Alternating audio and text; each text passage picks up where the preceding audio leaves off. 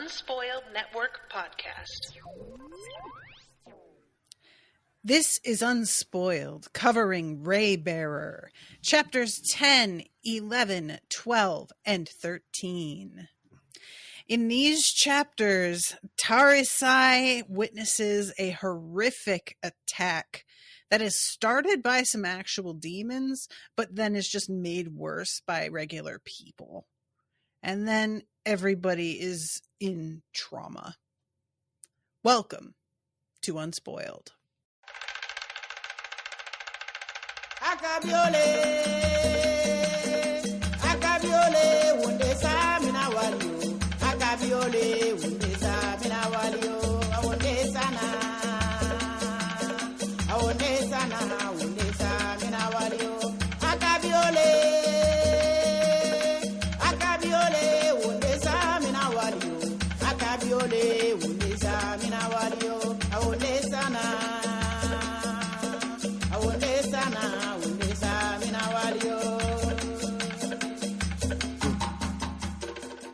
Welcome to the show, everyone. I am Natasha. I'm Rashawn.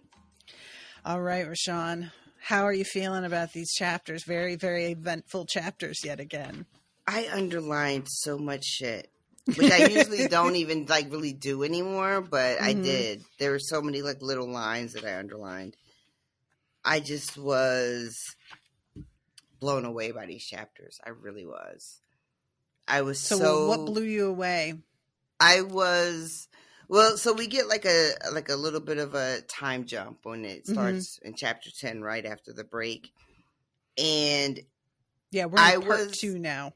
You know, I was kind of expecting a slow build, and then shit was just happening. And then Wen was there and Kathleen was there. And then understanding, because in the last bit, you know, we had seen Tarisai do that thing where she just sort of burned all these memories, right? Mm-hmm. And I wasn't 100% sure what that was going to look like going forward. And then we find out that that shit worked. She has no memory past the Children's Palace, really. No understanding of where she came from and what she was built to do and all that shit that we know as readers.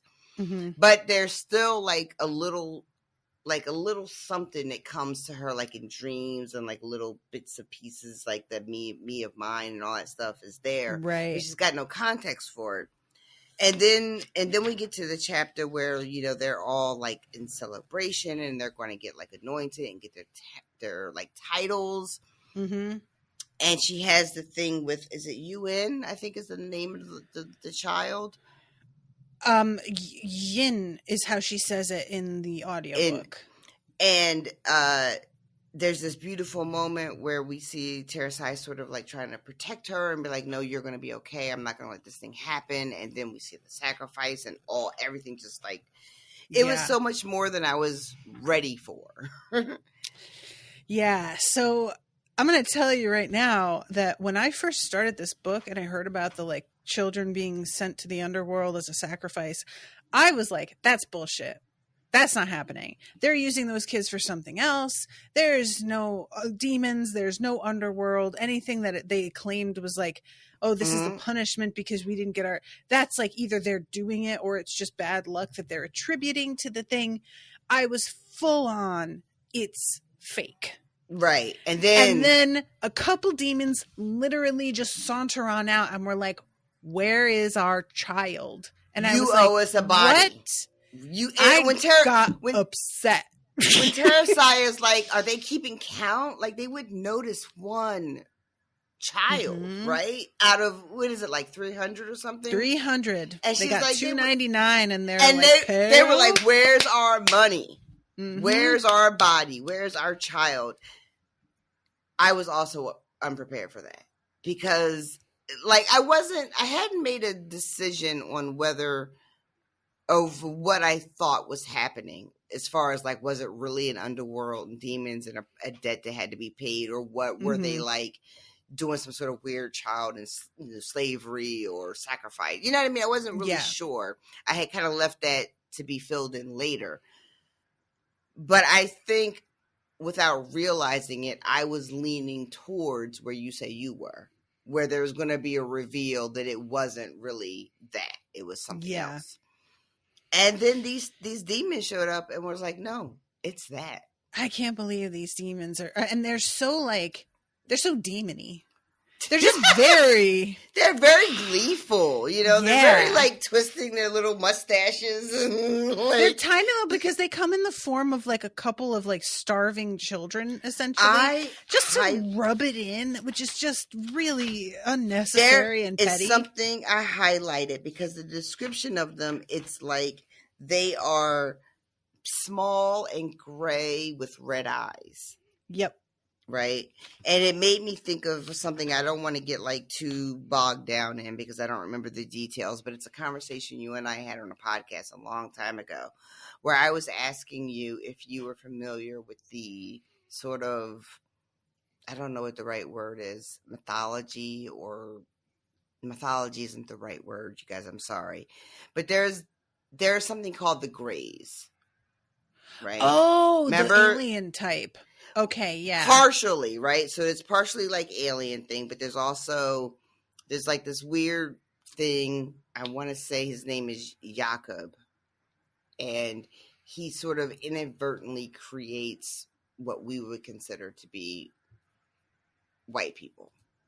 Right. I forgot about this. Okay, yeah. Right. And they're called the Greys. And it's sort of like an accidental genetic manipulation. It happens. And when I read that description, I was like, holy shit.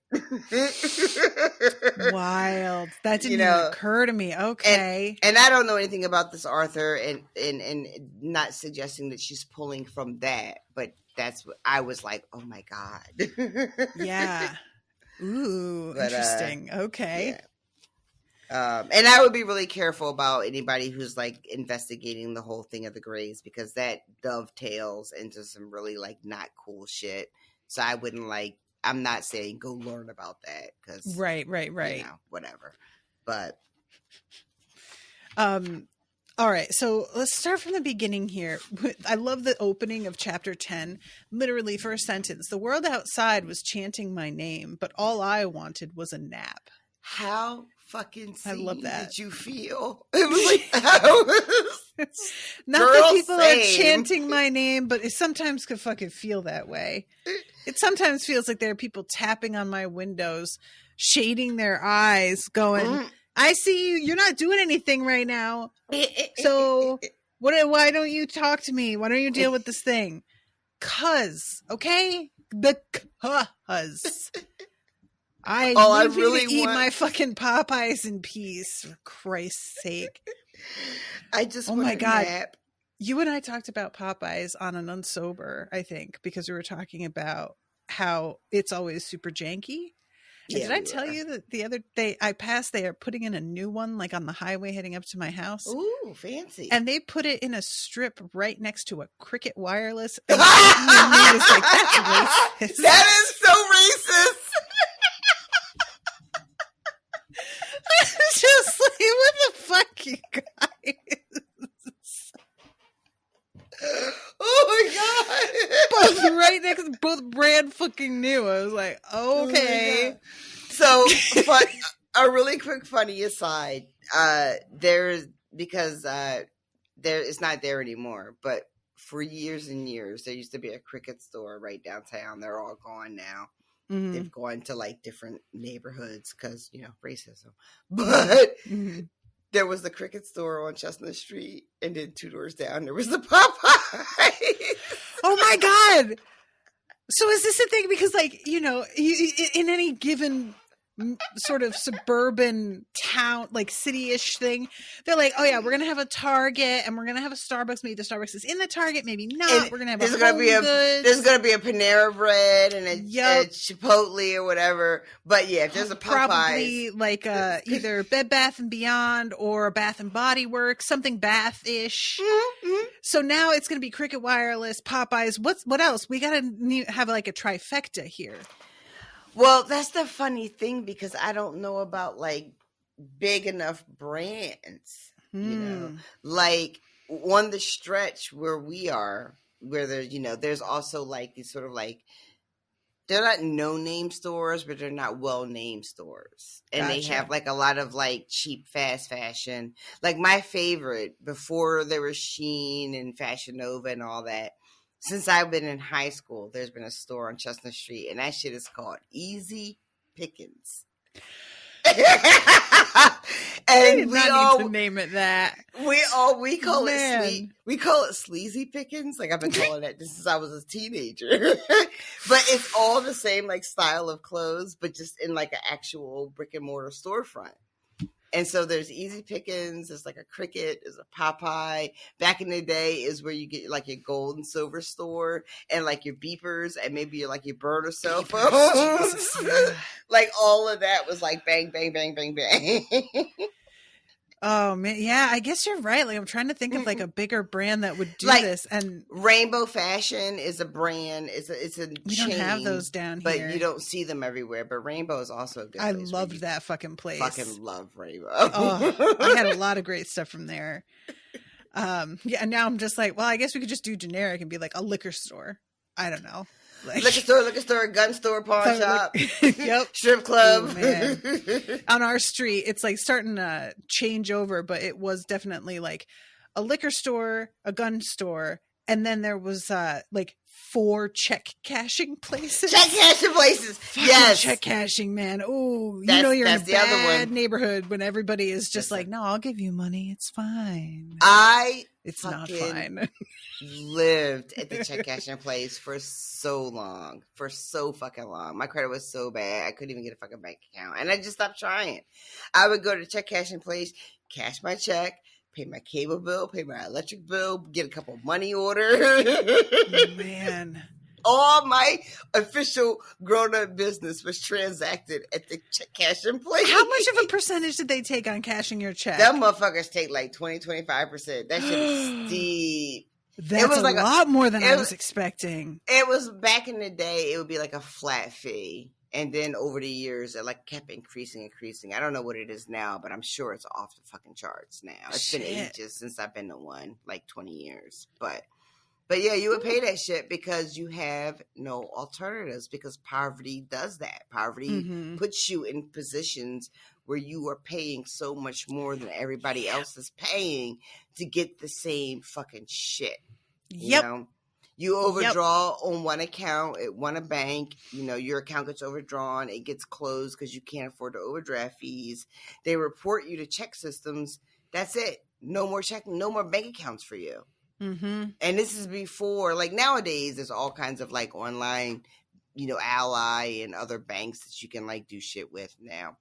But that didn't always exist. Yeah. So you were like, what are you going to do? Go to check cashing place and pay $25 to cash your paycheck.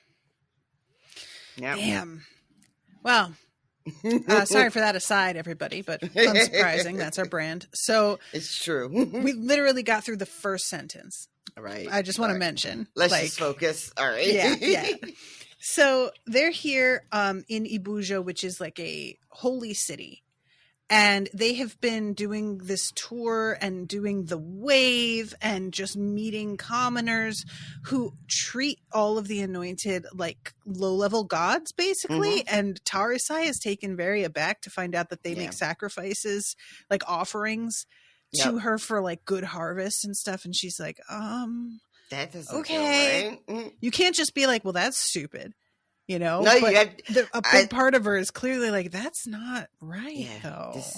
I love Mbali being like, don't stop waving. Don't stop smiling. And then I underlined this.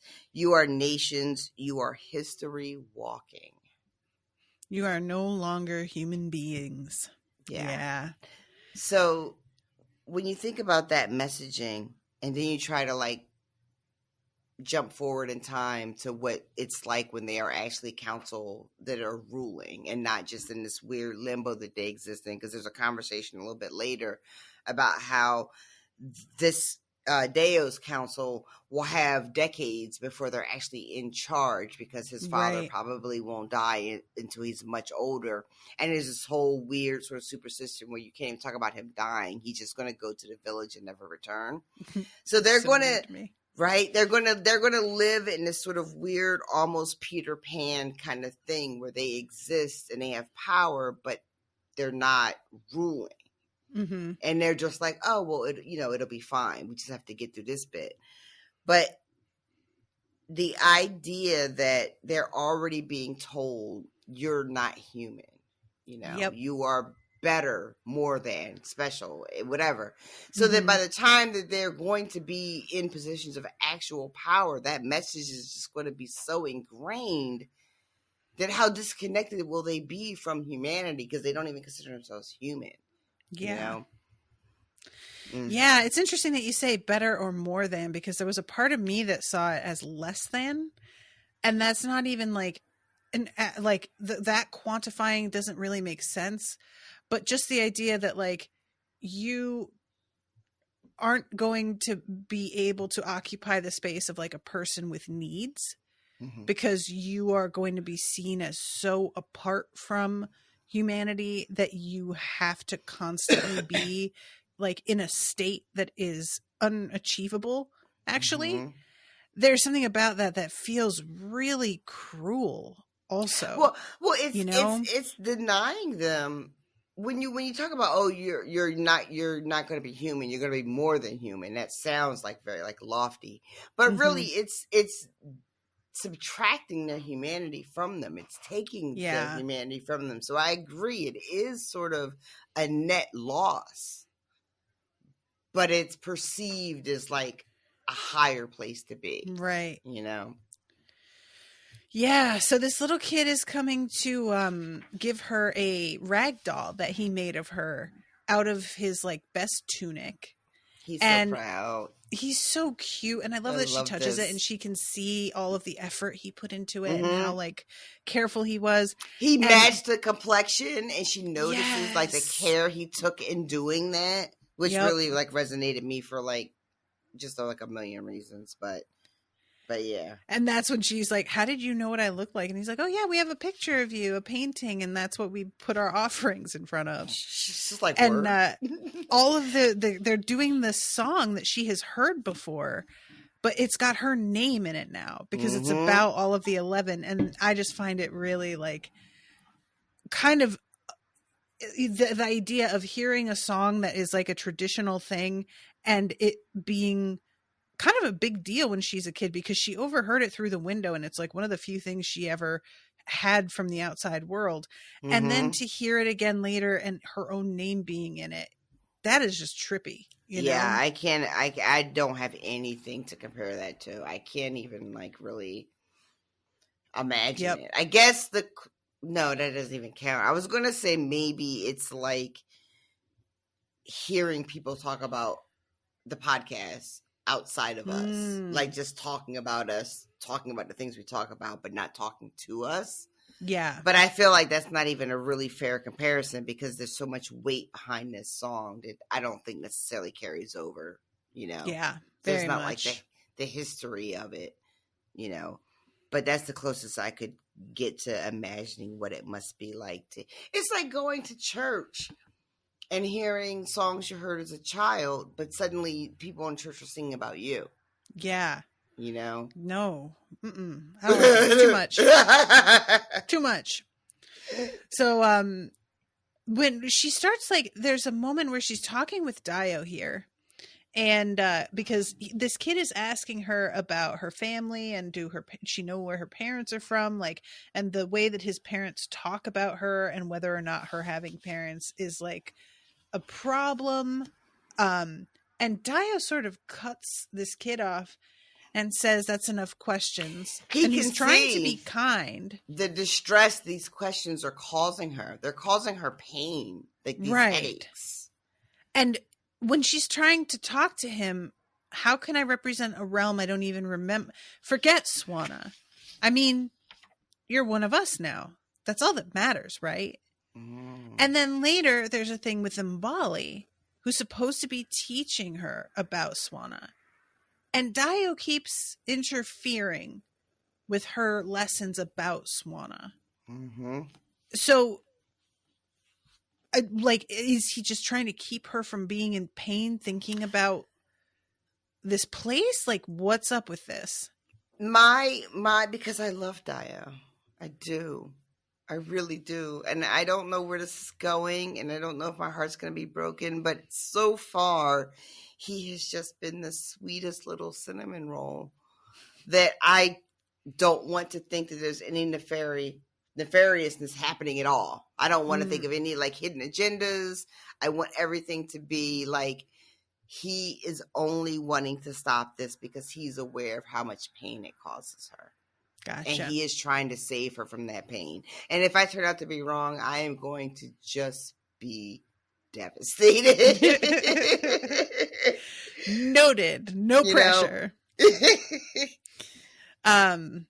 So they are at this like temple for the, as you mentioned, assignment of their titles. And she has this idea in her head. Tarisai thinks because the lady who gave birth to Dio doesn't like her due to the fact that she is the daughter of the lady, that probably she is going to get an appointment that's like kind of low level. Yeah. And what did it used to call that? Short drift or whatever? She's going to get, you know that expression? Oh, short shrift? I think that, is it shrift? I think it's shrift. Now I'm going to look up what shrift means. Because I was like, is that a word? Shrift. Confession, especially to a priest. That That's doesn't not feel what right. I expected. Short shrift, little to no attention or consideration. There it is. So it is short shrift, but apparently when it's short, it does not mean the same thing that it means when it is just shrift alone. Well, that tall I wonder if you shrift can is a whole be different given thing. long shrift. Just, I I don't like how that sounds. I don't want to be given long shrift.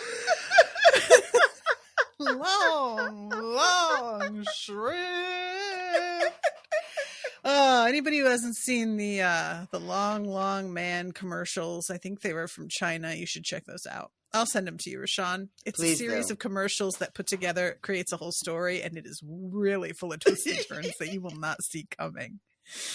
Patrick, I will boot you from this crowdcast, and I don't even have that kind of power. I love when Rashawn responds to something but does not give the listener who isn't here any context. Listeners, Patrick said, how about a girthy shrift? And for that, I will shut this whole shit down. Believe it or not, jail right away. Okay, so before we get to her being assigned the thing, she has this moment with Sanji, who is saying, hey, there are some people here who seem to know you. And she's looking at these two who we know are Kathleen and Wynn, but she does not recognize them. And they don't seem exactly surprised that she doesn't recognize them. They just seem irritated. Yeah, they seem very aware of what she has done to her memories. And are actually here attempting to jog the memories and bring them back, and it ends up not working, and they seem like a little like pissed off and disappointed that it didn't work, but it was like a long shot, you know. But I have to say, y'all, and it's such a weird thing too, how quickly this has happened, and how quickly like I am as a reader susceptible to changing my opinions of characters based on how they're interacting with like the protagonist. When I realized who was here, I was like, "Oh God, no! Oh no!" like when I first met Kathleen and Wu In, I was like, "Oh yeah, they're air quotes good guys. They're on our team and whatever now." But then they show back up, and I was like, "Oh God, girl, you in danger." And I don't even know when that shift happened, but that was how I reacted to them being here. And then they're both like really. Like, to be fair, Wu In especially, I have, like, great empathy for and feel like he doesn't necessarily need to perform niceness, you know, considering his background. Sure. Kathleen could be a little nicer. I don't know what exactly her deal is, but she could be a little bit nicer. So I don't know why that got me so bad, but like honestly, it is sort of like, girl, what is your fucking chip on your shoulder for? You seem to have it okay. Right? I don't know. Understand. Why are you so angry? Yeah. So when I realized who they were and they were here in public, and that especially because Tarisai doesn't know who they are, so she doesn't know to protect herself. She's just open and vulnerable. I was so concerned for her well-being. Like, what are they about to fucking do? What's about to happen? And it ends up not going the way that I was concerned about, because I really was like, are they just going to do something nuts? Are they going to like out that didn't her? occur to me. Just like going scorched earth right here. I didn't know what they were going to do, and it ends up being horrible, but in a way I wasn't expecting.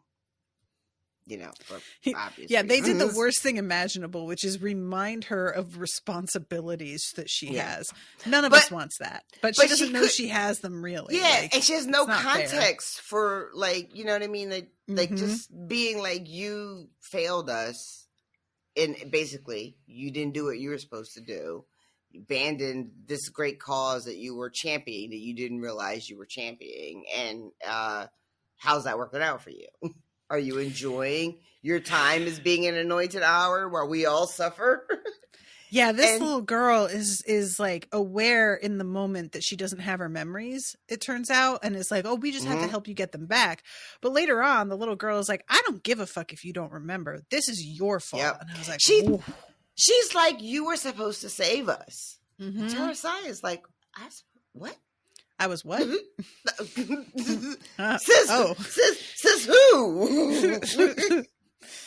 Oh dear.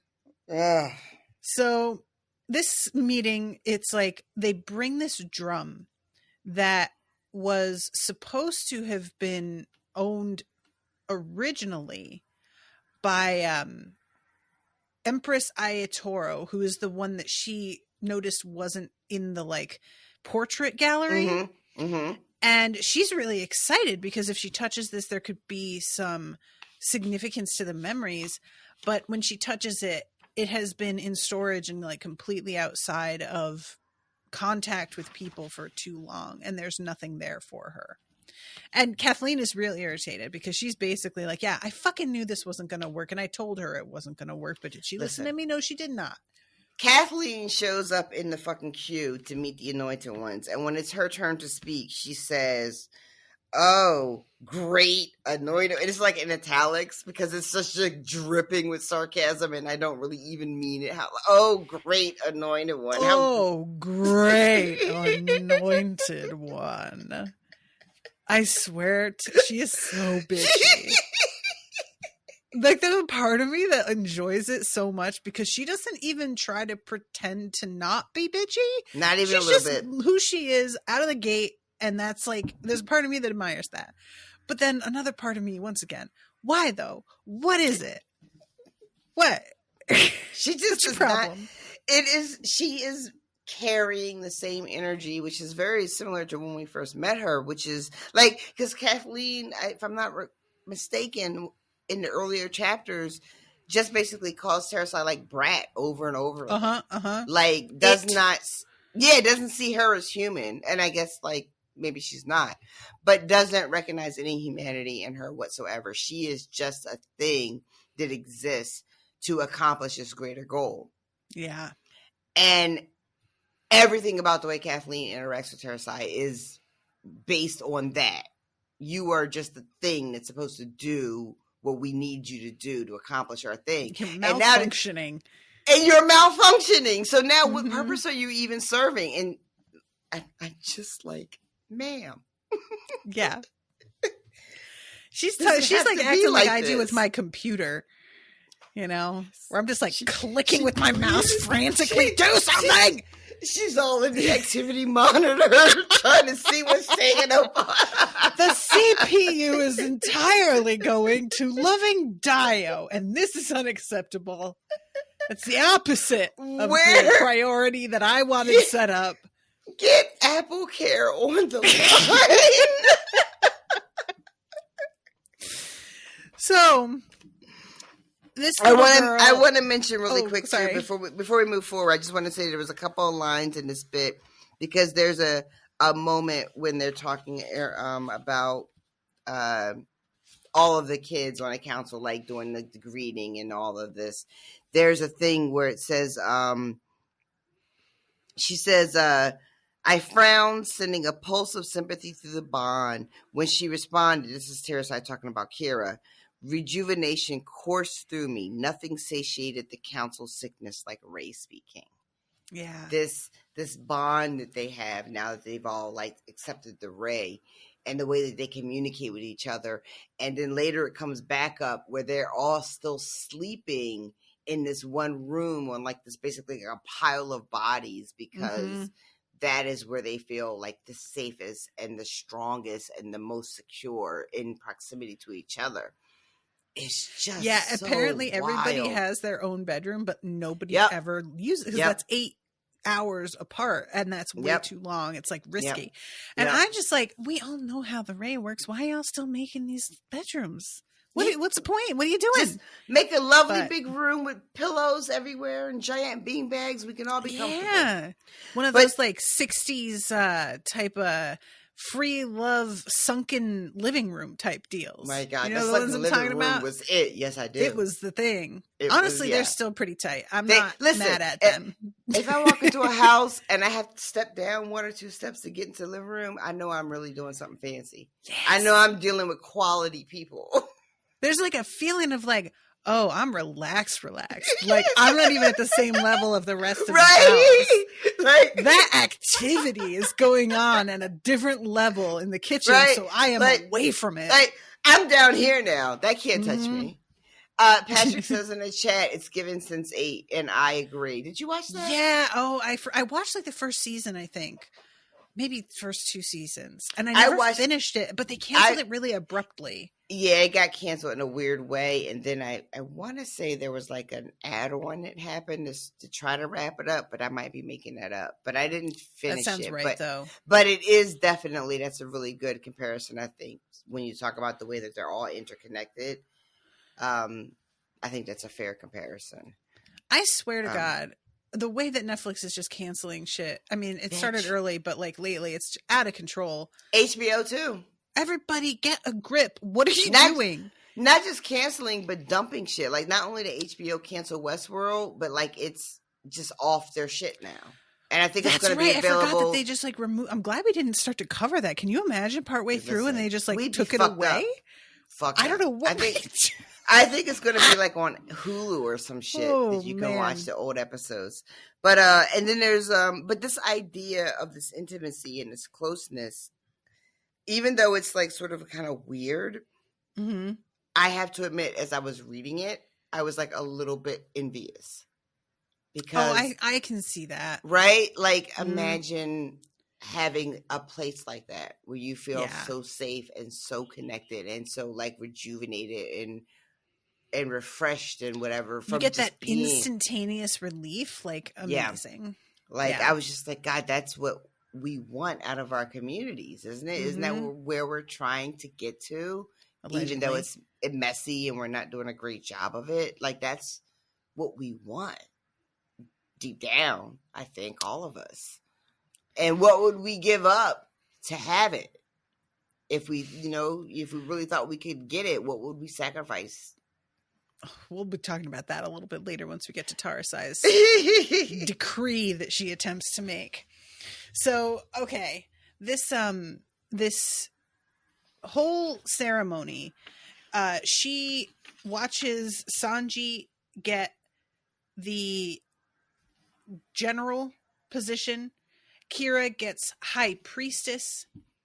And this is all like in waiting, basically, because there are still general and high priestess. Right. But what Tarisai winds up with is high lady judge. Yeah. And she's like, word? This is very unexpected. And she considers about like, well, I mean, I could turn it down, but why would I do that? This is a chance to actually change some things. And it's really on her mind, especially because Yin is like almost 11 years old. this little girl shows up with the same tattoos that Wu-In has, but they're a different color. Because she hasn't Wu-In's gone are, through like, the underworld sparkly. yet. Yeah, his are like purpley and sparkly, and the little girls are like kind of a blue. And at age 10, they're supposed to be sacrificed. So if this girl is still here, 11. something's up. Yep. So this is on her mind, and she tells the little girl to hide. And then the ceremony ends with them renewing their commitment to the treaty of sacrificing the children. And we get this moment that's so great where they have to each like pour water into this thing, and it's supposed to turn brown. Mm-hmm. The water is supposed to turn brown, the color of earth and fertility. But the water bubbled and turned white, the color of bones and ash, the color of death. And then these little creatures come up out of the chasm. I have so much shit underlined. I had seen drawings of the Abiku before, demons that took the form of sickly children. A mocking tribute to the Redemptors. This is how chapter 11 opens. Yep. And we don't even know what's happening yet. That's just how it opens. We're just like, don't. The Who? You saw drawings of the Who? What now? Doing what? And then it's just fucking chaos. Yeah, they're like, so Dio, what's the deal? This is a party and we're supposed to have gotten gifts and you just straight up are trying to rip us off. And Dio, bless him, doesn't understand what's happening. So he's like, that's a lie. What are you talking about? And they're like, actually. They're like, they miscounted because they was like, no, everyone that was promised, you got. Mm-hmm. Sir, I'm very checking, generous interpretation. I'm sure it was just a misunderstanding. They are not here for that. They were intentionally trying to completely hose us. And Tarisai knows immediately. She says, my blood turned to ice. They were here for Yin, or I'm not saying it right. But she knows. Because she says Yin in the, I think that's how she says it, but I might be getting it wrong too. Yeah. It's just, it's the way it's written. It's like capital Y-E and then a space and then capital E-U-N. But, you know. But either way, our girl knows immediately what the fuck this is. Yep. And there are two like warriors who are creeping up behind them and do this like, there is a treaty and you're violating it. And the Abiku are like, the fuck there is. And they just explode into these clouds of flies. And then all of a sudden these creatures start flying up out of the breach. And I really like this moment where everybody is like running to Dio to help. And he has to be like, y'all, I don't know if you recall. I'm good. I will be fine. Have you not seen the big giant thing I wear around my neck? Yep. Good. We are all set. Just protect the commoners, I think is what he says, right? Like, go help the people who need the help. And everybody has information surrounding him. So the fighting goes left at this particular moment. Mayazatil, I think is the way you say her name. She is like also in charge of part of the army along with Sanjit. And she had created these like weapons that have frozen holy water, which is amazing. Yeah, it's really cool. It's really cool. My council tried to escort Dio to safety, but crowds of screaming courtiers stampeded for the exits, creating a lethal jam. A Jabanti woman cried out in her native language as she was trampled on the ground, causing a Jabanti cannon warrior to turn and look. The cannon misfired, and the ball of ice sailed into a crowd of Nantish emissaries. One fell and did not get up. "Fool!" screeched a Nantish warrior, cannon warrior, seizing the Jabanti warrior by the lapels. "You killed the ambassador!" "I didn't mean to," hyperventilated the other. "I'm sorry, Typical of you, Jabanti. Lazy head in the clouds, never at your post. Leave my people out of it," another Jabanti warrior snarled, punching the Nantish man in the jaw. all this infighting that quick. Turning on themselves. When all this starts to like really pop off, one of the demons says to the whole crowd, basically, when they're just like, what are you doing? Mm-hmm. And one of them is like, when it comes to the birthplace of the Redemptors, it is the blood, not us, who decides. And then everybody is like, you're not supposed to be here. We have a treaty. And the demons say, there is no treaty until humanity's debt is paid. Which I just thought was really important, because our characters, our humans, have been referring to this treaty as though we are all in agreement of what this is. Right. And then these demons pop up and they're like, y'all can call it a treaty if you want, but it's not a treaty.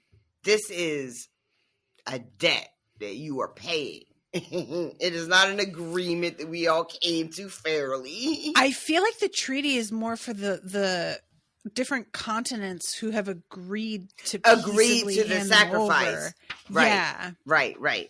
But I think that the idea of that all of these nations banding together to agree to sacrifice is like what they call a treaty. And over the years, that's been sort of like the realness of what happened has been sort of changed. So we started to view it as an agreement between, like, I guess, humanity and the underworld. Gotcha. Yeah. And the demons are like, no. That's not what this is. Y'all may have got together and had a treaty to agree to sacrifice this, these people. But what's going on with us is you fucking owe us. Mm-hmm. And this is the debt that has to be paid. Yep. So at this point, it really goes left. All of these people are getting literally ripped apart. There are folks stepping over the bodies of children to save the brethren from their own countries. Mm-hmm. And it's just everybody starts to completely look out for their own and ignore the plight of anyone right in front of them. And Tarisai is flipping out. It's like she's on the edge of vomiting. Mm-hmm. And then she sees Yin get up, and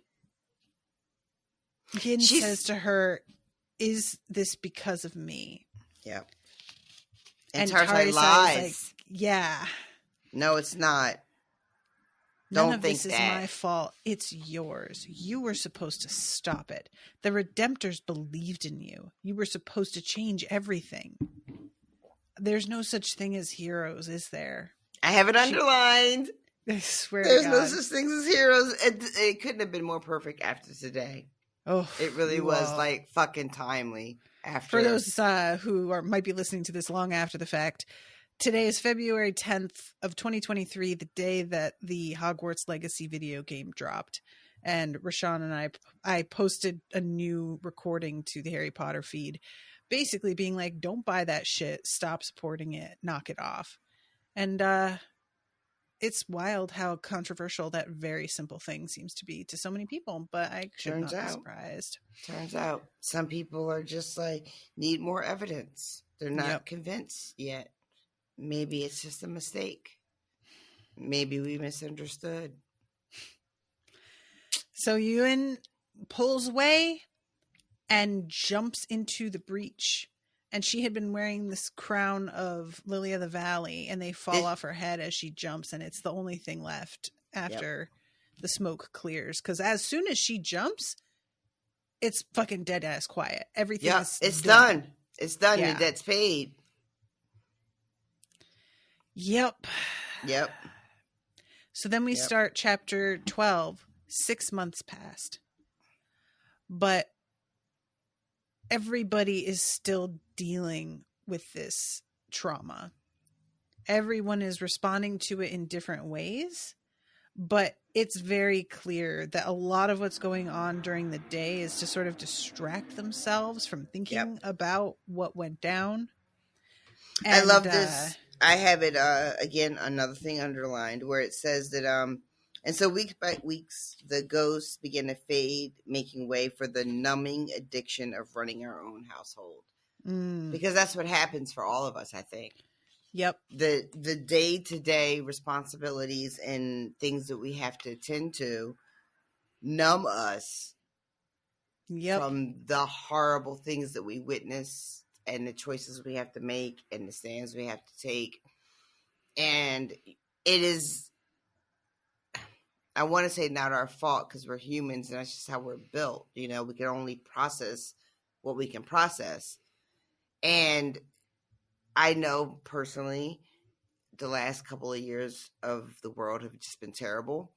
And yet the responsibilities of our day-to-day lives don't stop. And so then your focus shifts from whatever horrible thing that's happening in the world politically or whatever else. And it becomes about rent's due, mortgage due, kids got to be fed, bills got to be paid, you know? And that's how that shit happens for all of us. So that was included. That, to me, very pedestrian, basic, not fantasy related, you know, real life thing is included in this thing that I'm reading. I was just like, oh shit, wow. Yeah, that's it, isn't it? That's it. Yeah, it's a really interesting, like, especially considering looking back at how I saw history as a kid and not really fully comprehending that, like, yeah, in the middle of World War II in Germany, people still had to go open up their grocery store. You know, like, there was a feeling in me of everybody was involved in the, like, annihilation of a race of people, or they were the people being targeted. And those were very active roles, and there was no time or expectation of anything else. And then realizing how it's just real life is happening at the same time as this atrocity that is so beyond our imagining that it's taken on a sort of mythical quality and is turned into, oh, well, you're going to make this extreme comparison, when it's like, yeah, is it extreme? Yes. Is it also something that was very real and allowed to happen for quite a long time and everybody just went along with it as if it was not happening? Also, yes. And we act as if this is just never going to happen again. And of course it's going to happen. It's happening. It's the sort of banality of it, you know? Like we view these things historically as like these great big moments, and it's understandable that we do that because that's how it's presented to us, and it's how we wrap our brains around these things that have happened. And it becomes very difficult to imagine what it's like to live through the day-to-day monotony and banality of what it's like to wake up and go to your job when all this shit is happening around you. And in hindsight, we're like, oh, nobody went to work. But no, they did. People went to their jobs every day while all that shit was happening. Current tragedy stipend. Basically, just like we don't now, you know? Exactly. COVID pay was like 2 weeks. Then it was done. My God.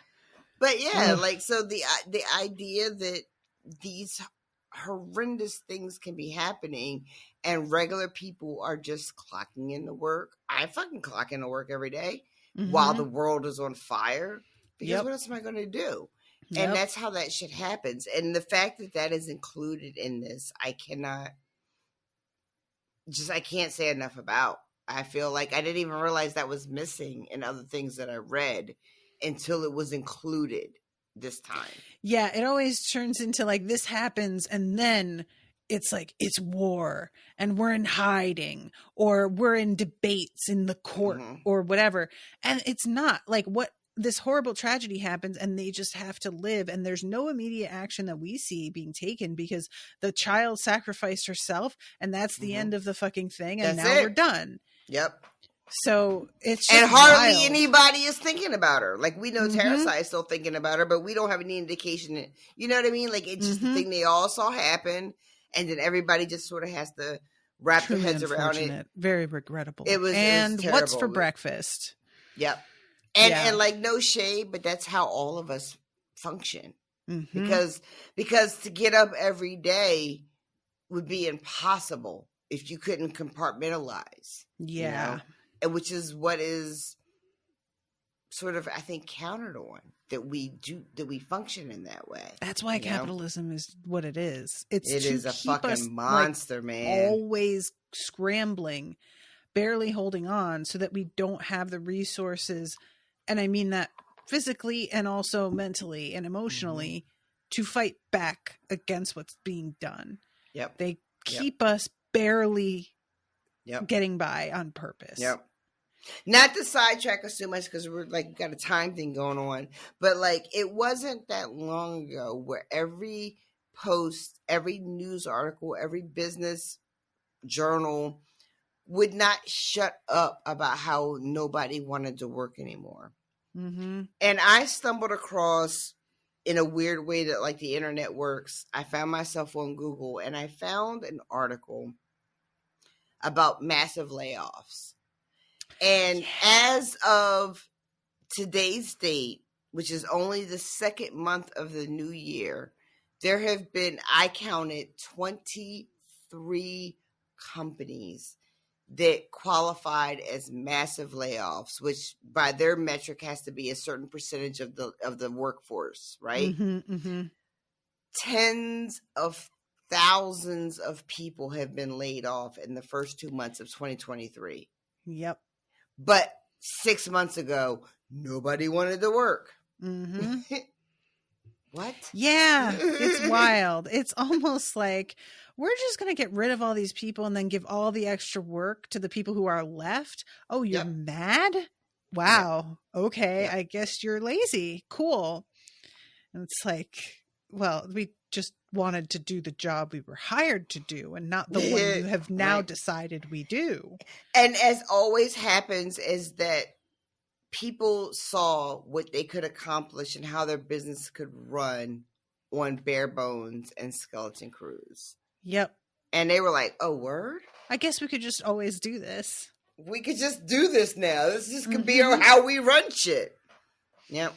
Tens of thousands, like 10,000 at Microsoft, 7,000 at Google, you know, the list of Twitter. Companies, Twitter, like, and like at first I thought they were all like, you know, like whatever they call Silicon Valley jobs, but it was across the board, across industries.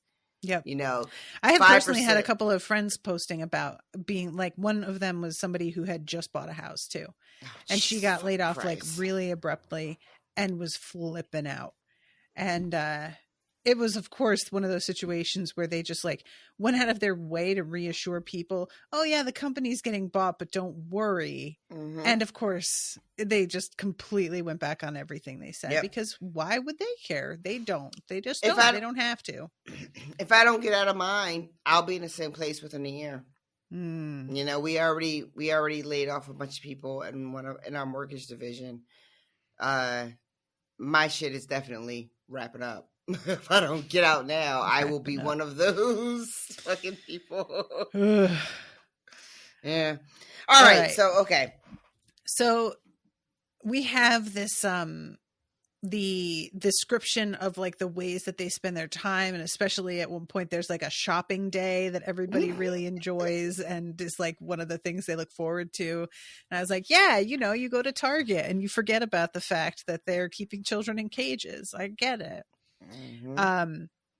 And she gets woken up in the middle of the night by Sanjeet, who is like, Dio isn't in his room.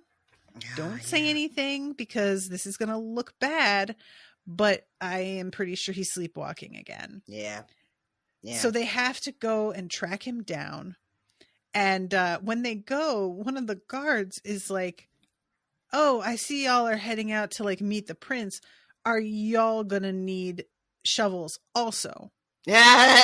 I want to mention too that they all are suffering. All of the council, all of the 11 are suffering from the same night terrors, but Dio has it the worst. Yes. But it's definitely included that they all have this trauma. Mm-hmm, you know? Mm-hmm. Yeah. Do you all need shovels too? I cackled. Yeah, they're just like, no, I think one shovel should be enough. We're good, thank you. Later on, I think it's Sanji that makes the joke, if you're going to be digging to the underworld, get a bigger shovel. Yeah, because it turns out that he is like attempting to bring the children back in his like dream state. Yeah. And there is just something so precious to me about how much really this bothers him, you know? And I am so curious, and I don't know how it's going to go, but I am so curious if this, because Dio is so affected by this to the point that it's causing these night, terrors or sleepwalking or whatever, where he's trying to like assuage this guilt. Is this something that all the emperors have gone through and they just like grow out of it or grow numb to it? Or is he special? Like, I'm not really sure. Part of me feels like this would be a natural reaction that anybody would have. And then as they get older, maybe they numb themselves to it or convince themselves it's not important, So I'm not sure. The thing is that what happened is pretty unusual. The fact that they all witnessed. Yeah, right? It's not like they, I'm not sure how the sacrifice tends to go. And if like the emperor goes to see the children put into the rift, I'm going to guess that he does, but I don't know how, like, what that looks like. But the fact that they were all there for people literally being like ripped apart by demons. Yeah. It's a pretty unusual circumstance. Yeah. I think that's fair. I think that is, that makes me hopeful. And what I mean by that is that it makes me hopeful that there is a potential for change. Gotcha. In the future, right? Because he has been so traumatized. Because unfortunately, but isn't that how that works sometimes? You've got to experience it to get how bad it is. Yeah. Which is a real failing of humanity, but it is what it is. We, oftentimes we don't get a thing until it personally impacts us. And then we get it. And it's a shitty part of being human, but that's kind of how we're built. So they all go looking for him. I love this so much. And then they all find him. And the way that they kind of like bring him back and sort of wake him up, but also soothe him. Mm-hmm.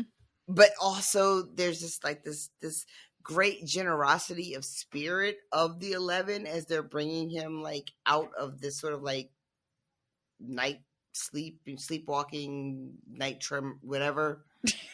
It like, I don't know if it's like a night terror, it's sleepwalking, it's a lot.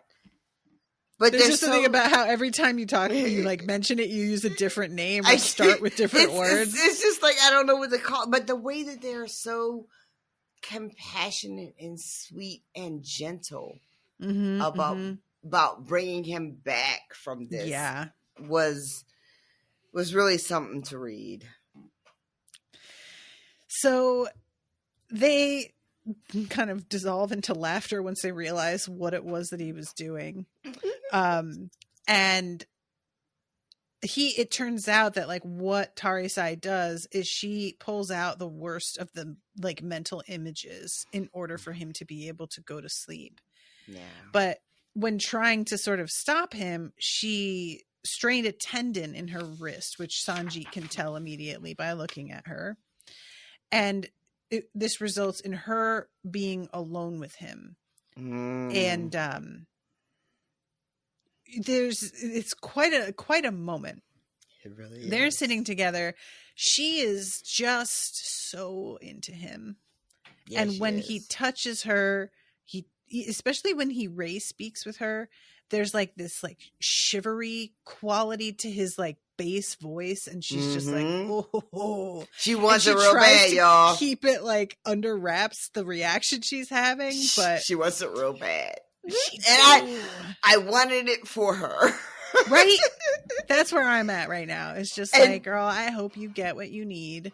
And then this folds into him being like, I don't want to skip too much, but basically him being like, we all know you're going to be the one to have his Raybearer.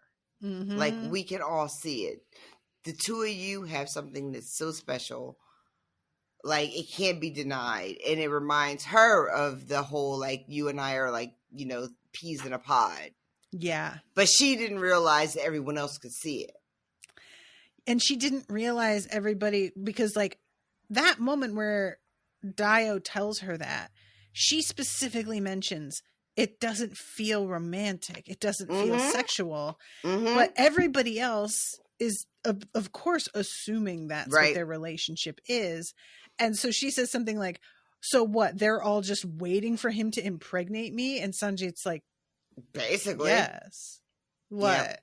Is that not? That's not what you didn't There's realize? a problem. What else could it be? And it's such a wonderful illustration of and I don't know if the book is intending to do this or the author is intending to do this, but the idea of how we can have relationships with each other that aren't necessarily romantic or sexual, right? Yep. It can be full and meaningful and as valid, but not be romantic or sexual. But everyone else watching doesn't understand. And so they just decide it has to be this other thing, you know? Yep. And she's just like, but that's not what this was. That's but everyone, not what I thought. but everyone That's else not is what I'm trying to project, but that's what they're right. seeing anyway. But everyone is like, oh, it's got to be that. Mhm. They got to definitely be into each other and want to hook up and have babies, because what other relationship could it be? Nothing else has value. Nothing else is valid. Mm-hmm. So she has to basically be like, that's just not how I feel about Dio. And Sanji is delighted. So happy. And So I can still get in there? Is that what you're saying? that's basically it. Yep. I was like, yeah, boy, you can. Shoot your shot. Go ahead. And they have this really interesting conversation about whether or not there's a way to change the way the treaty works. Mm. And she says, why is everyone so afraid of change? And he says, because things could just get worse. And she says, I have it underlined. you want to read it? No, I just want to let you know I have it underlined. Maybe. But do you know what I think? My chest throbbed. I think deep down we're afraid that things could get better. Afraid to find out that all the evil, all the suffering we ignore could have been prevented if only we had cared enough to try. Got that shit underlined with 2 lines, y'all. Yep. Whew. Message. Commentary. But for real, this has been like my goddamn all the past couple of years I have been saying is it doesn't have to be like this. And that's what's so fucking annoying, is it doesn't have to be like this, and people act like it's an inevitability that the world is the way it is and it doesn't have to be like this. And we just act like it does because I suppose. What are you gonna do? What else are you know? gonna do? And it's wild because it's like a combination of, well, we don't want to admit that this could all have been prevented and that we maybe had more control over it than we thought.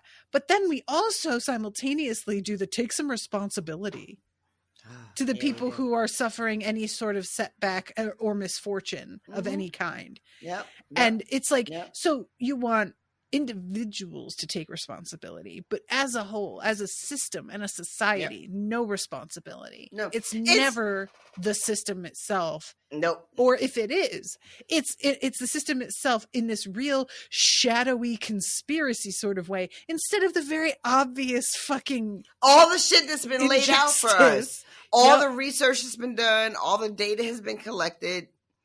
It's the I'm going to ban individual serving straws. Yep.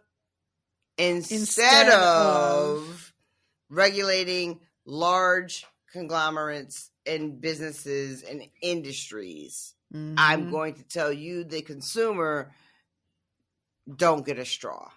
How could you do Don't that. I use can't a believe you got a straw. Right. Don't get a plastic bag at your supermarket, which I can't do at my local place anymore. And it's not a big deal. Whatever. I got reusable bags.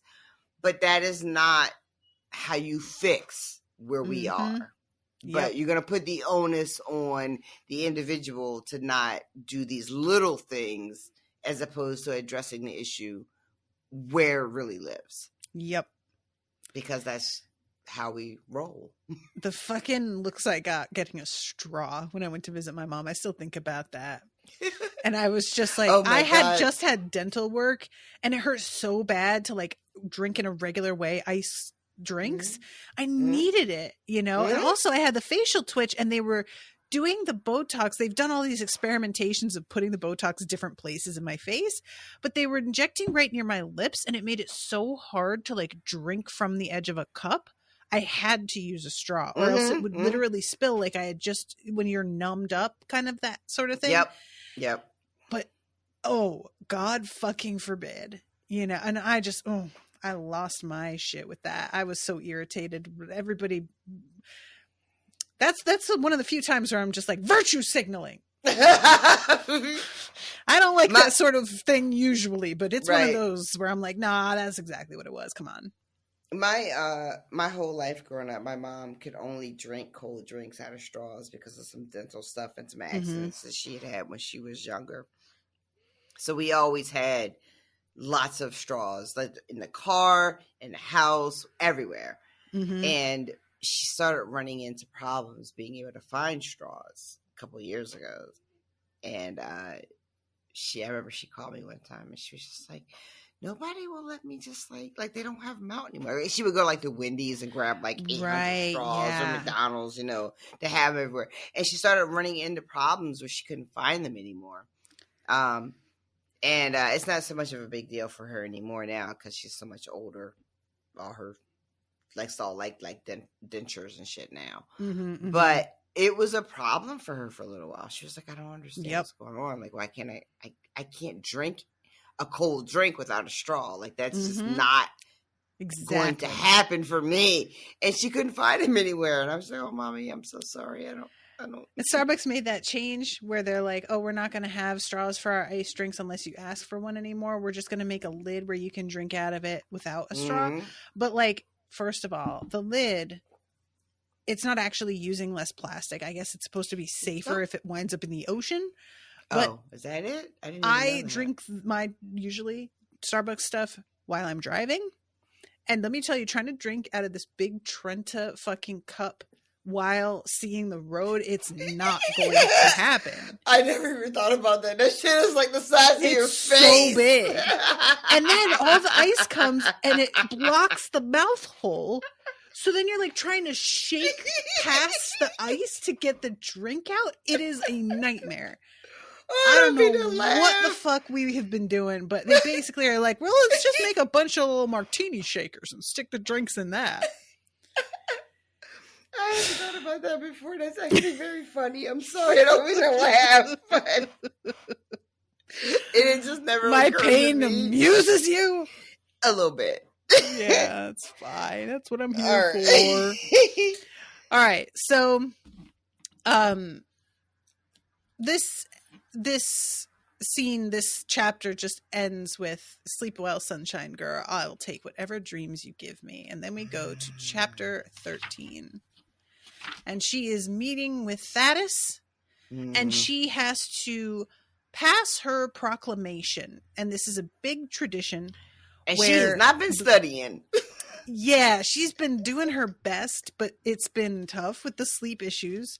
She's been making a lot of notes about this, like, this, I'm trying to find the word. It's a decree, I think is the word. And the point of it is basically setting up like foster care. Yeah. And the state will help pay for the children that are taken in out of orphanages. And they will check up to make sure that these kids aren't being mistreated. And it will be like, there will be some additional perks if you take on older children. and all of these things that they sound like a great plan for keeping children out of like really sad, terrible situations. Until you take a look. Yeah. I love this bit. It says, because Deo at one point is just like, but we have so much money. Yep. Why can't we fix this? And Thaddace is like, well, one wants to heal every wound. Yo. But authority is not power, not completely. It takes resources, sustainability, popular support. And Tarisai pops in, well, that's not fucking fair. We have what we need to address this. We can just fucking fix it. And Thaddace says, no, young children. You know, you don't know enough yet. You don't understand exactly how this all works. But there's a real feeling of, as you get older and grow into your power, you will then see why we do things this way. And your objections are sort of low-key childish and immature and naive. So kind of like, you just don't know any better yet. Yep. Mm-hmm. Yep. And like, he does present an argument about, so who goes and checks on the kids? How often do we do that? Who pays for somebody to go and check on them? And she starts to realize that there are costs to what she's proposing that she hadn't considered, which is valid. Mm-hmm. But it's not even like, let's figure it out. It's just a given that, of course, we're not doing that. Yep. And he winds up suggesting this alternative plan. Real quick, I just want to mention real quick, and I know we're like running out of time, but right as Thaddace is starting to like go into why or what she's missing, right, and why it won't work the way she wants, he says, "It took me many years to learn this, but justice is not about being fair. It's about keeping order." Yep. And she feels in her body wrong immediately. Fire blazed in my chest. That's wrong. What you just said, and I was like, God damn right. She's a real SJW. And yeah, this keeping order instead of it being fair. I mean, you and I have talked many times about the concept of fairness and we how love fairness. Limiting it can be when that's what you focus on all the time, because it's simply not reality. However, when your job is literally to be an actual judge, right? I Fairness feel like, is super important.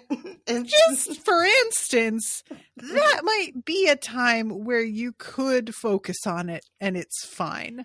If there's gonna be a time to focus on it, this should be the time, right? One would think. I don't need the healer to necessarily be fair. I don't need the general. I would like him to be fair. But the judge, that's the shit I want to be fair. Yeah. One would saying. Hope. And he has literally just like given up on it. That's kind of the vibe you get from him. There's no time for fairness. I got a lot of judging to do. I don't have time for fairness. So the thing that he comes up with is basically, we'll do take the kids in for like 2 nights once a year as a big celebration that will be fashionable with the wealthy. Yep. And they will compete to spoil the kid as much as possible. You guys. And this is all I can think about is being a kid and being showered with everything and then being dumped back at my house and what that would feel like. And that is a literal nightmare. That's exactly what it is. And not only would it be so hard to just go back to where I came from, which is an orphanage, because this is where they're being got from. They're calling it the lonesome child edict. That's what she calls hers. Yeah. Mm-hmm. And what additionally I couldn't help but think is the kinds of resentment that sprout when you get a look at the way other people live. That's something that I don't think gets talked about enough. It's one thing to know that some folks have more than you. It's another thing when you're around people who have more than you and you really see how their life bears no resemblance to your experience of living at all. You had a very specific sort of experience of this because you went away to that school in California. I didn't have anything close to that experience until I was much older. You had it younger than me because you were like high school aged, and you went to this school that was like full of like well-to-do, privileged folk, and you just happened to like get into it and get to see what their life is like. I didn't have anything like that till I was much older. Seeing how the other half lives, even like from a distance, is wild. I didn't get into social media, quite frankly, to be honest. You know, I didn't go away to a fancy college. I didn't know any rich people. If I had seen that shit when I was like 15, 16, 17, I don't even know what that would have done to the way I view the whole world.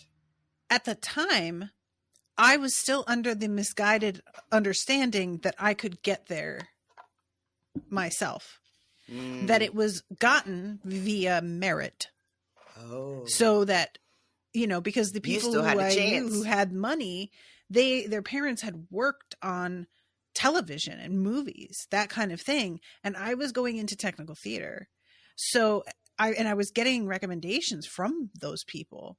You know, my friend's like mom had worked on, what's the show with a kid doctor? And Doogie Howser? Yeah. And she wrote my recommendation for working at Goodspeed Opera House. So like I was getting connections and feeling like this is a possibility for my future. But I didn't understand the way that nepotism works in that industry specifically. Having the recommendation would help me get a job, but it wouldn't help catapult me to the point where I could own a home. Like they lived literally in Bel Air at the top of a hill at the end of a 1/4 mile long heated driveway. Oh, wow. And the extent of the luxury of this place and how there's a difference between the kind of ostentatious luxury of like people who are really trying to show off and the feel of a home of people who really have money. There's just a vibe that's different. And it was the first time I'd ever been somewhere that it was that energy of there was a full-time servant, housekeeper, cook, whatever she needed to do, always living in residence in a separate room in the building kind of thing. It was just a weird, I didn't understand how this stuff is not merit-based.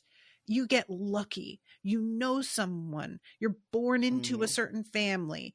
And that's how you get this. It's not about being great at what you do necessarily. There's millions of people who are great at what they do and they don't fucking get anywhere. And I think there's a lot coming out recently about like the Nepo babies that we all kind of assumed were like, oh, they're just a talented. And now we're finding out, nah, not really. That's not how that happened. They're all like really salty about it too. There's like one or two that have been like, hey, no, I totally like took advantage of it and got super lucky. But a lot of them are like really indignant. I know that can happen, but that wasn't what happened with me. Which is just such a weird thing that we do. Like, why wouldn't you just fucking admit it? But, you know, we're fucking humans and we're like a whole mess. Yep. Yeah, so this is the plan he comes up with, and Tarisai is just like, it doesn't fucking solve anything. She's so like disappointed and also deeply sad and like deflated. And to perk her up, he hands her this decree that he came up with.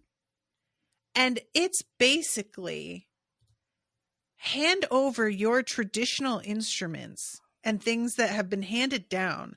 We'll give you new ones. And you have to start telling new stories that unite us instead. And also stop being so divisive. Exactly. Stop giving your children traditional regional names and give them names of Eretzar. And then additionally, we will give you money and clothing if you have given those names and if you have children who are Isoken, which is the mixed race kids. Right. And he is thinking this is the solution to the fact that everybody was infighting during the attack in the temple. Everybody began looking out for their own nations, and that wouldn't happen if we're all were the same. Which is like a weird thing that, and I've talked about this over the years in the podcast, and I don't know people's experiences now, but when I was younger and me and my husband were first together, one of the things that would happen to us all the time, and when I tell you all the time, I am not fucking exaggerating. My husband and I always worked in proximity to each other, so we could meet for like smoke breaks and coffee breaks and just like middle of the day, like, how's your day going? It sucks. How's your day going? It also sucks. And strangers, fucking strangers would see us together and start conversations. And, oh, this is my wife, this is my husband. And they would go, you guys are going to have beautiful children. If everybody would just get together and have children, like, you're going to have all of the problems, air quotes I'm doing, will go away. You know, if we have a whole world of just like mixed babies, all the racism and classism and elitism will all just disappear. Strangers. When I tell you grown ass adults would tell me to my face that my theoretical mixed race baby was going to solve all the problems. Solve racism. Solve it. Wait till they find out about colorism. Uh-oh. You know? And him and I would both be like, well, I'm torn because part of me wants to tell them to fuck off, and the other part was telling them we're not going to have kids. We don't know which way to go. How about fuck off? We're not having kids. But they absolutely would. If we could all just have babies, it'll all be fine. All this will be fixed. And this is the kind of like feeling I got here. Like if we could just stop having the sort of tribalism, air quotes. Yep. Then we won't have those problems. Yeah, this is, he thinks, just such a great idea, but obviously it's not hitting. And she's having a reaction again. Her chest is like hot. On fire. She's trying to get control of it. But it's just this reaction she's having, and she doesn't understand what's going on with any of this. And there's just, it's so frustrating to me how Thaddace is so oblivious to like how she really feels about this. But I guess it makes sense because Thaddace doesn't really seem super connected to things in general. And I feel like if you're on the council, right, and you've been like, they've been with the emperor, who I forget Deo's dad's name, but when we understand how sort of removed they become as the Council of 11 or whatever, that it sort of makes sense that Thaddace is so disconnected. Because he's been in this council position, I have to assume, 20, 30, 40, 50 years. Of course he's not where everyone else is. You know, he's been living. Don't you find it kind of weird that him and Mbali are the ones that are kind of hooking up? Because they just seem like they're not on the same page at all. I can't. Like, Mbali, I'm torn with, because instinctually there's a part of me that already really likes her. I just do. Just like there's a part of me that didn't, I forget her name, Nuwasi, the one who is just like not here Nuwosi? Something like that. Yeah, the one who is like knows who terrorists, right? So like let's poison this child. So that one. There's a part of me that like in Bali, I'm just like, oh yeah, I want to root for her and rock for her. But then part of me deep down inside, I'm like, but she's like low-key establishment now. As much as I may love her, she is like part of the establishment. She's a cop, right? And I'm ACAB all day. So yeah. So when I think about them two together, I agree with you. I'm just like, word? ACMAB. all council members. We did this for House of Dragon. I don't know if I can do it another time. Can't do it again. It doesn't really roll off the tongue. AWAB was all right. It was like the best I could do. But yeah, and she's like, oh, is he talking about how like fairness and justice aren't the same thing? She fucking knows exactly the energy that he carries. And she says, when the cause is right, we've risked chaos before, haven't we? And they start chatting. And I love Tarisai being like, I couldn't hear them and I was real, real glad. She's like, I don't need to be part of this. So let's see. I've come to take your star pupil away. She's needed in the gardens. She's eons behind in study. We've barely become 12 realms, Thad. It's a holiday. That is like the SATs are on Monday. This is AP. We do not fuck around. Which has been canceled in Florida and will soon be canceled elsewhere. So don't even worry about that. I forgot about this. Did you see this? Yep. All right. I'm not going to derail the thing because we only got a few minutes left, but y'all know what we're talking about. Today was Nuena Eve, a festival observing when Am the Pelican fed its blood to Queen Earth, nursing her back to health and creating humankind. It was the only shared holiday of the 4 major religious sects of Eretzar. That evening, our council would ride in a processional, fucking Christ, to Yorua village, where revels would last till dawn. You know we're into revels. We're here for revels. Revel it up. The children will need to prepare, she said in Bali. Not so fast, Thaddace barked. For Am's sake, stop trying to be fair. Stop trying to be fucking fair. When they tell you that, kids. You absolute knobhead. What kind of dense-ass lump of Velveeta cheese is still out here trying to be fair? I feel like me and you have had this conversation about fairness so much because we are stuck on it. And I feel like I keep trying to reconcile how it's not a thing. I'm a Pisces. It makes no sense that I'm so stuck on fairness. It doesn't track with anything.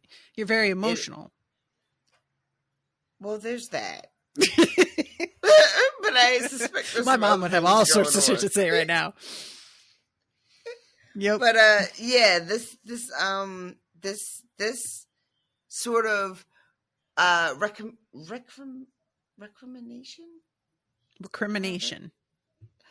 of like telling people that there's something wrong with them for expecting fairness. You know, there's something naive and childish and immature about expecting fairness.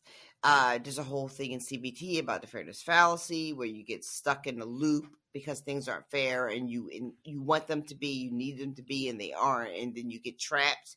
Yep. But like between me and you, friends, why can't shit be fair? Here's my thing. In the moment, being stuck on the fact that something is not fair, that you don't have control over, is useless. Granted, CBT, there are things we should let go of because there's simply no going back and changing a thing that happened. There's no fixing an immediate incident or whatever. However, when people start to be like, don't strive because what's the point? That's when I'm like, what the fuck happened to you? Yep. You know? I mean, like, and this is a weird comparison to make, but this, when I was taking care of the puppies and they were in the midst of still being really sick from parvo and I had already lost 2 of them, I went to visit Owen's grandparents at Thanksgiving, and Owen's grandpa started the conversation about the puppies with, you know, you're probably going to lose more, right? You know, you can't save them all, right? A lot of like, I'm not a fucking adult woman, 38 years old. Yeah, I fucking know. Yeah. And what do you mean by that? Yeah. Why are you There was bothering? a real suggestion, like the implication in his voice was like, stop taking care of them. Why altogether. are you even trying? What's the point? You can't win it all, so why I even try? my response in the moment was, don't tell me what to do. And I was like Fair. playful with it, but like, I said something like, you don't know that I can't. Maybe I can. But Yeah. I wish I had asked him, well, then what do you suggest? What does that mean? I What wish should I I had do? pressed. Because What like, do you think I should do? Should I not try it all because I can't win it all? Is that what you're telling me? Is that what you think? Yeah. yeah, it's a real weird attitude too, coming from people who are like otherwise very religious and like about upholding an ideal. But then when it's like, you need to do something. Oh, God forbid. That's the other thing too, because like having ideals and sort of aspirational shit versus what you hold yourself to and what you expect of yourself day to day, oftentimes two very, very different things. Yep. Which is why, again, not to derail because we only have a couple minutes left, but when you She has said that approximately 11 times. I know, because I keep like fucking derailing us. But when you see people who pretend or ascribe to be or claim to be one thing, and then you see them talk about shit that is so diametrically opposed to what they say they are. Yep. And then their excuses or their reasons are bullshit. Yep. You posted me about how you're God-fearing, whether it's Christian or any other type of religion, it's God-fearing. And you talk about that all the fucking time. But then I see you saying shit that's dehumanizing and diminishing and discounting other people who are just trying to fucking live. How do you reconcile that? And you can't. So what they end up saying is, well, I'm not, it's not my job. Yeah. It kind of is, though. It is. Like, there's nothing else we're doing here other than telling people who we are and how we want to live and hoping that is something that's affirming. If you're not doing I think that, that's a what the really fuck are good you point. doing? What else? Like, that's what we're doing here. That's the point. That's it. Literally, like, if you're not living in a way that you feel proud to tell other people what you have done, get right with that. Yep. That's not about the world. That's your series of choices. You need to cope with it. Yep. And it just comes down to, a lot of the time, I have a fundamental sense of responsibility to my fellow human beings and living things that I just don't understand why everybody doesn't also have it. 100%. And it's wild to me to actually like see and encounter people who truly don't. Really just don't feel like it's not their business. Not their problem, not their business. Like, it's inappropriate somehow. It's not their place to tell people. And that's the thing too, where I find that I'm often second guessing my own voice because I don't want to ever sound like I'm telling people what to do. Because I'm no interest in telling people what to do. Mm-hmm. However, I want to tell people what I'm doing. Mm-hmm, mm-hmm, mm-hmm. Yep. And if your whole shit doesn't stand up to like the bare fucking minimum, then what's the point of it being your whole fucking shit? Yep. Like, what's the fucking point? I don't get it. And y'all can do better. Everybody, we can all do better. Just do better. It's fine. Yep. And we won't always make it. We'll fail. We'll stumble. We'll self-correct. We'll think we're doing great and then look back 5 years later and be like, listen, ooh, your Facebook memories will shame you to your core as they do us all. That is a fucking trash heap, let me tell you, kids. Right? But wow. I have no, a lot of Bernie stuff. Girl, that was not my particular ministry, but I had some misses that show up in the memories, and I'm like, oh, no need to share that. Yep. But like, honestly, you guys, anyone who's listening or whatever, I'm just trying to do fucking better. It's the best I can fucking do. It's not always going to be right. It's not going to always be perfect. But I just want to fucking be a little bit better than I was before. That's it. When you see those embarrassing memories, it's a good sign. If it embarrasses, if your past embarrasses you, I feel like progress. Yay. Exactly. Yeah. Like low key, I'm like, oh, I'm not on that shit no more. Mm-hmm. Shout out to me. Yes, exactly. High five. Right? We got 50 seconds left. Thanks for hanging out with us. You're just wrapping up. I thought you were going to say something else. Nah, 50 seconds left. There's no time. All right, guys. We went over time. I'm going to say hi to new patrons next week. Actually, no, I won't. Next week is when you are going to be away for your birthday. So no episode next week. But we will see you the week after. We love you all very much. We do. Until next time, toodaloo, motherfuckers. Bye, guys.